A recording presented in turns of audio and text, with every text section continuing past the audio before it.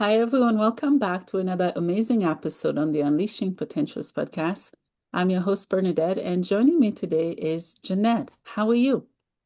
I'm good today. Thank you for having me. I appreciate it. You're welcome. Jeanette, where about are you tuning in from, if you don't mind sharing? I'm tuning in from it's a town called Eagle, Idaho, which is a suburb of Boise, Idaho. Oh, nice. So in the foothills, yeah, it's nice.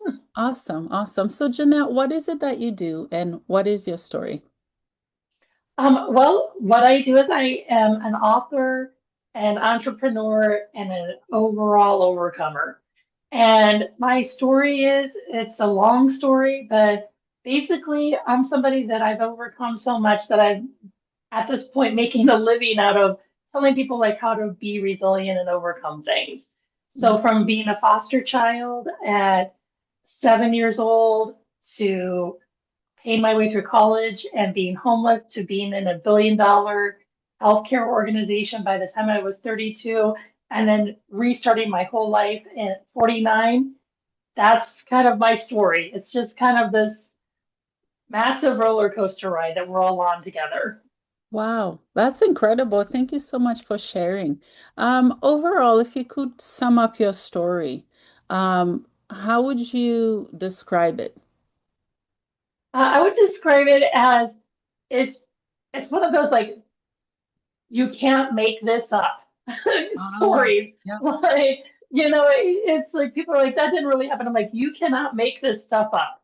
yeah. And so that's kind of how I would describe it. And also just this, for me, looking back, this incredible story of how I use resilience and inner strength and faith and, use my body, mind, and spirit to get through hard times.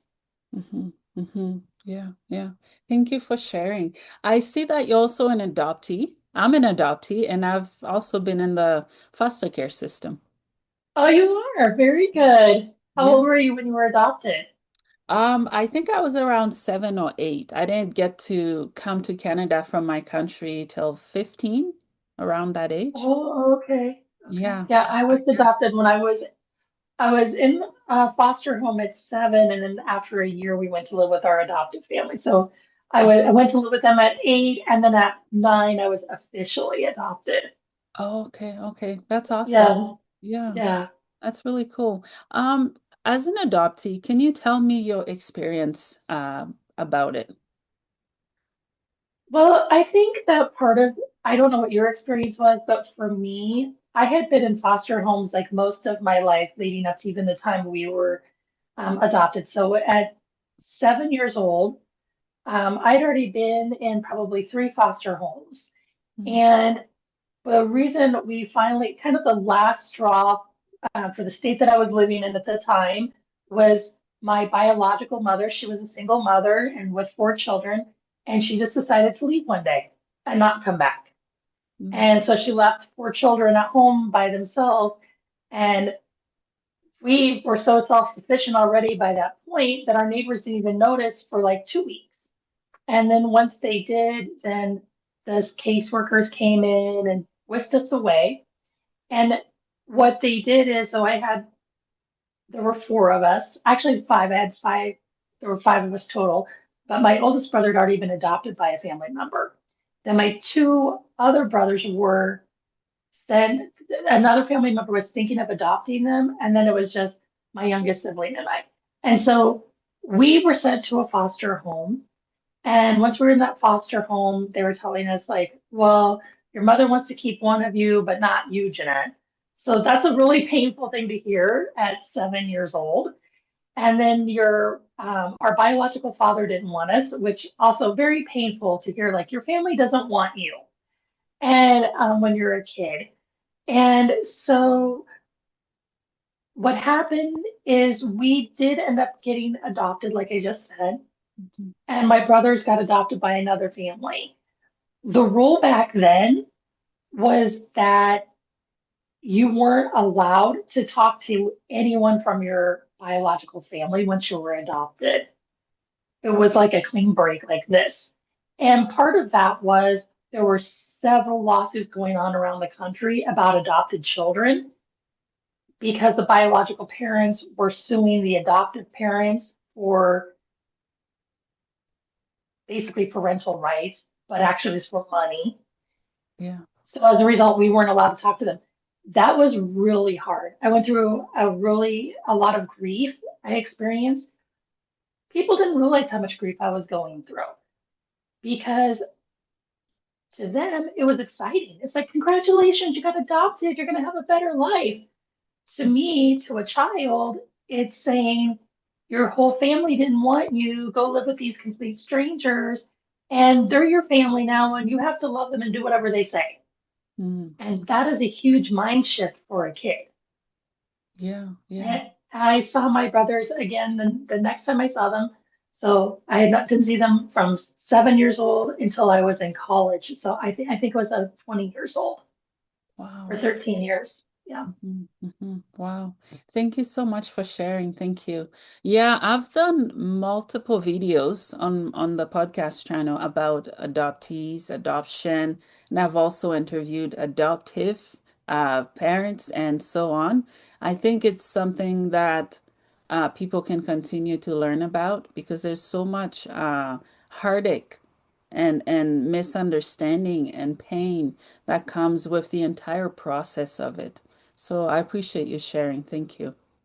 Yeah, you're welcome. Yeah, people don't understand. I think that kids, they're people too, and they're having that's a tremendous grieving process they're going through and a huge change in their lives. Yeah. And to expect them to just be like, woo, life, that's not realistic.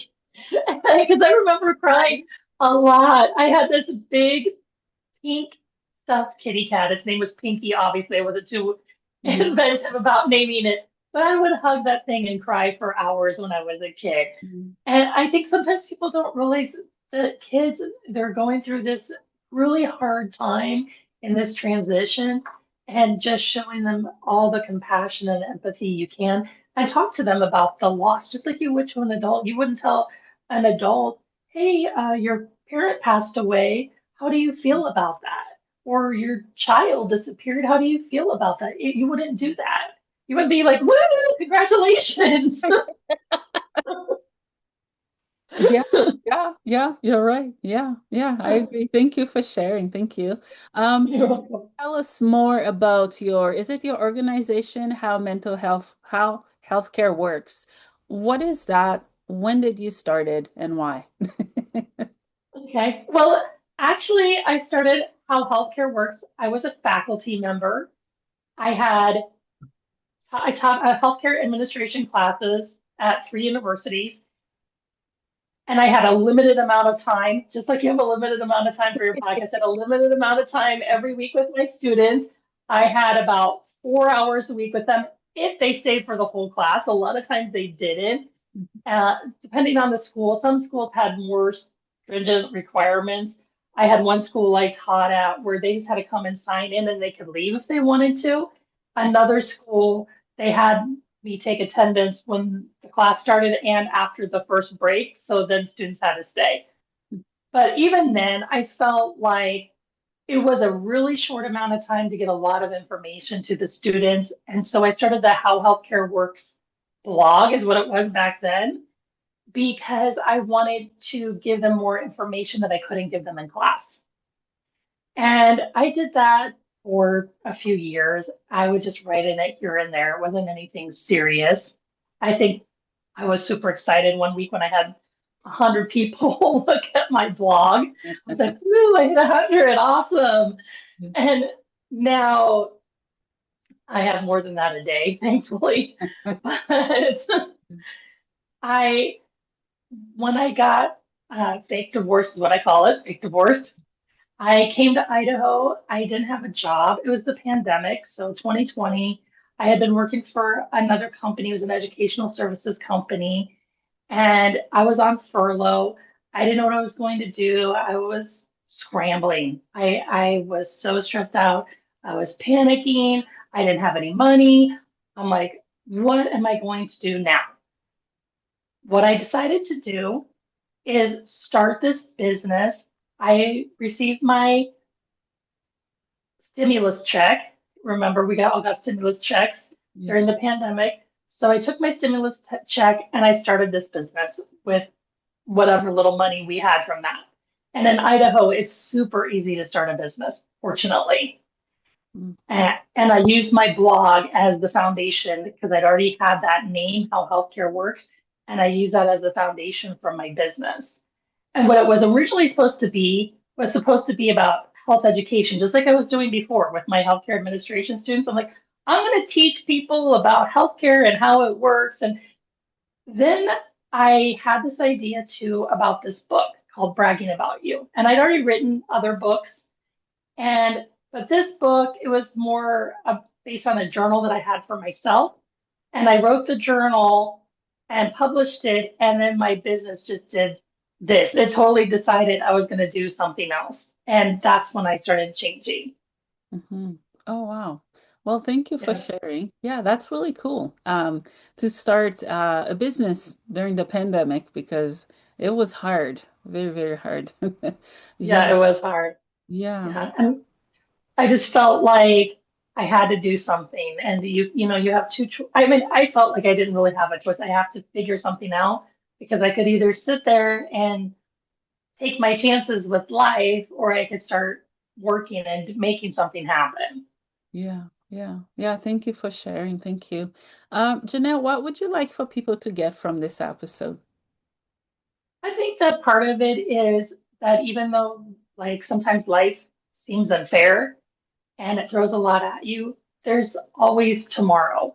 And every situation, one of the things I've learned in life is every situation is temporary. So even though you're going through a bad time today or right now, or you have in the past, that doesn't define who you are. It's just temporary and you can move past it. And then there's something better coming along later. And life is exciting. We have all these amazing things in this world that we can experience. Yeah, yeah, we definitely do. Yeah, thank you for Yeah. sharing. Um, what else? Where can people find you on social media? Are you on Facebook, Instagram? You can find me on Instagram, Facebook, LinkedIn, TikTok, and X. On the first four, I'm at How Healthcare Works. I also have a site on YouTube, a YouTube channel, and I also am on X as J.R. Harrison NPH. Awesome. Thank you for sharing. Jeanette, my last question for you is, what is the meaning of life for you? The meaning of life. I think the meaning of life is to find love and peace in your life, like inner peace and just the pursuit of feeling of loving someone else and being loved. Mm, thank you. Thank you for sharing. That's so cool. Really cool. Is there anything else you'd like to share as I wrap up this episode? I have some free links if you want to look at them. One of them I have going on right now is called I'm Awesome and Here's Why. And it's just about looking at yourself and learning to see the good in yourself because sometimes we're not always good at that. And then I do a lot of walking. I wrote a book called Get Your Walk On also. And I have a free walking checklist that's available. And of course, all of my books are available on Amazon. That's awesome. Thank you again for sharing.